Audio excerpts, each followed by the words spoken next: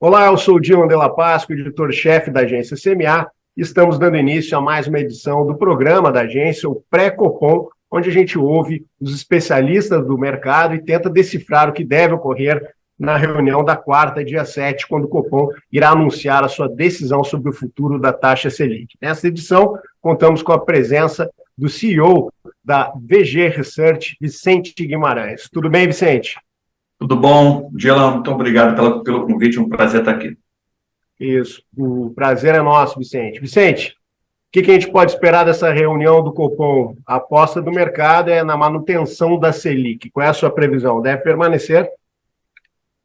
É uma caixa preta, né? O nosso modelo também trabalha com a manutenção da taxa, mas a gente não ignora aí um possível aumento na taxa Selic, né?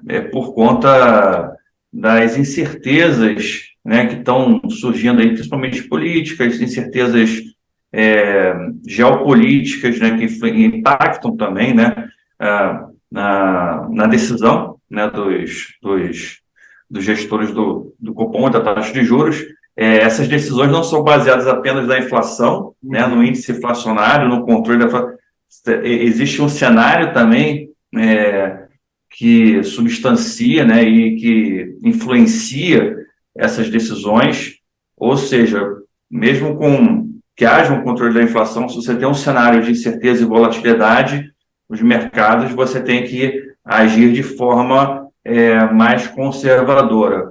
E o Banco Central tem sido bem conservador nesse ponto, né? E eu acredito que mesmo que nessa agora a gente não tem um aumento, tem um cenário aí de possível aumentos futuros na Selic, né? Podemos chegar até 14%, 15%, quem sabe.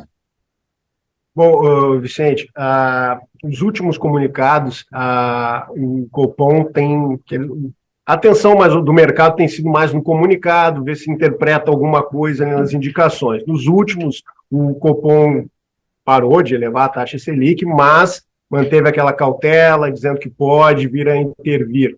Nesse comunicado, tu acredita que se mantém essa cautela? Pode ter alguma citação a essa questão dessa preocupação com o teto fiscal? Com certeza, né? Eu acho que eu brinco que esses comunicados do Copom são como aquelas palavras que o mestre dos magos fazia, né, na Caverna do Dragão. Aquelas charadas. Aquelas charadas, você ficar tentando ler as entrelinhas, né, do comunicado, mas muito disso é especulação, né?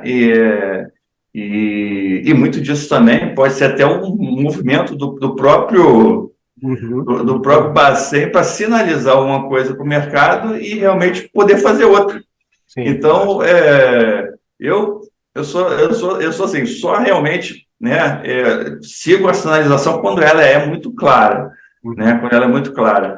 Então, mas sim, existe, eu acho prudente ter esse cenário de cautela que se mantenha, porque a inflação não tá sob controle ainda, né? A gente teve alguns efeitos sazonais sobre a inflação, efeitos temporários, que geraram ali uma redução, mas a inflação é um bicho difícil de matar. Quando eu dava aula, eu falava, a inflação é igual lacraia, ela tem que matar inteira, senão ela continua, algum pedacinho dela continua vivo e ela continua querendo te morder. Então, eu faço sempre essas analogias aqui para o pessoal entender melhor, né? Então, a inflação ela tem um componente também inercial muito forte, ou seja, a inflação que ela foi criada, dificilmente ela cai daquele nível.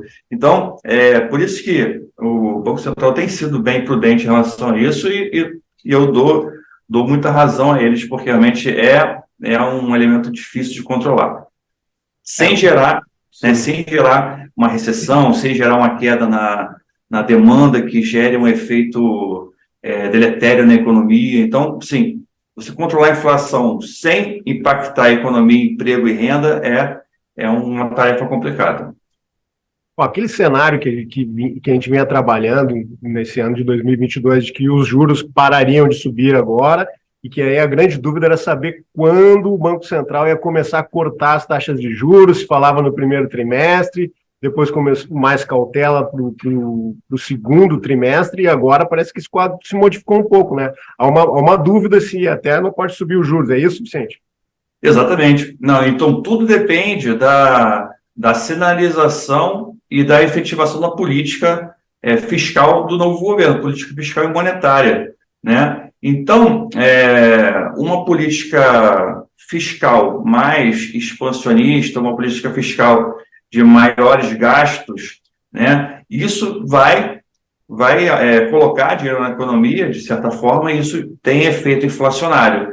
E com isso, você pode ter impacto na inflação e pode ser que a gente tenha novos aumentos nos juros. O modelo que a gente vinha seguindo, né, de cautela fiscal e de aperto fiscal, não um aperto mais de cautela fiscal, é um modelo que, sim, a gente esperava que em 2023 fosse o momento onde os juros começassem a ter um alívio, né? Até o mercado trabalhava já com umas taxas futuras de juros menores, mas tudo depende, né, dessa política fiscal que vai vir no novo governo. Porque se vier uma política fiscal expansiva, monetária também expansiva, isso pode aumentar, gerar demanda, gerar impacto inflacionário, e por isso pode ser que a gente tenhamos aí novos aumentos na taxa de juros. E não é só impacto inflacionário, é também toda a parte de incerteza, né? Toda a parte de não saber o que vai acontecer no futuro. O mercado ele trabalha muito com isso, né? O mercado ele não se preocupa muito com... o maior problema do mercado, tanto financeiro quanto o mercado real, produtivo, é você trabalhar com a incerteza, não saber o que vai acontecer, né? Então, a partir do momento que você coloca as cartas na mesa, né, os agentes conseguem se posicionar, inclusive o próprio Banco Central. O Banco Central está lá esperando o que vai acontecer, né, e qual será o direcionamento, né, dessa nova política econômica. Gente, além das incertezas em relação à questão fiscal, a gente ainda tem um quadro externo que está bem definido também. De que forma isso pode impactar também nessa decisão do Copom? Muito, muito definido, né? Você tem nos Estados Unidos uma situação bem complicada da economia, né? Vários economistas, inclusive eu acredito que 2023 ou 2024 a gente vai ter um momento de recessão nos Estados Unidos, porque um país que ficou 20 anos vivendo com taxas de juros negativas, onde você cria distorções econômicas fundamentais, né? Isso impacta diretamente a economia. A partir do momento que você tira esse incentivo, você cria lá você quebra essas distorções, isso quebra mercados. Então, você tem a economia americana muito complicada, a economia europeia agora no inverno vai entrar em crise, já está em crise, né? Fábricas fechando, eu já ouvi alguns analistas falando tem lockdown industrial, ou seja, fechamento das fábricas para poder ter estoque de gás para as famílias se manterem aquecidas. É uma situação que seria bem calamitosa, é um cenário mais complicado. A guerra Ucrânia-Rússia, que está se prolongando além do esperado, né? E você tem todo um cenário de novo posicionamento geopolítico ali na Europa, né, entre Rússia e OTAN. Então, tem um conflito também da China com os Estados Unidos por Taiwan, né? Conflito aí que está em uma guerra fria.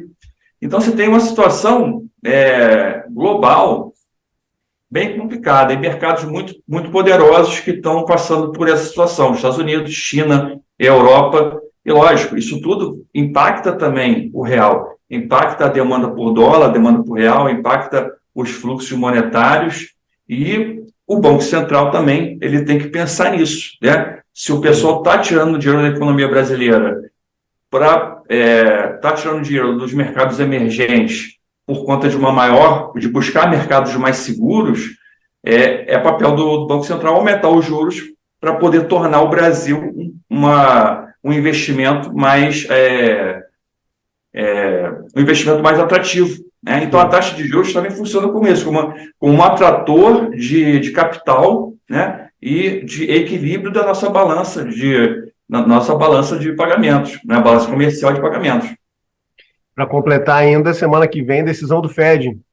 Dá para arriscar alguma coisa? Exatamente. Eu acho que vai vir um novo aumento na taxa de juros do Fed, né? Não na mesma escala, mas de repente 0,25 ou 0,5%. Teve uma grande euforia nos Estados Unidos por conta aí É uma euforia ao contrário, porque os dados melhoraram de emprego e renda tal, e a Black Friday lá foi muito boa, mas, na verdade, esses dados que são positivos, na verdade, são negativos. Por quê? Porque o que o Fed queria justamente era frear a economia e não aquecer a economia. E o que você vê hoje ainda é o movimento de aquecimento da economia americana. Emprego aumentando, consumo aumentando. Então, na verdade, o que o Fed americano busca, o Banco Central americano busca, é reduzir, né, a economia americana, frear o crescimento da economia americana, e não está conseguindo.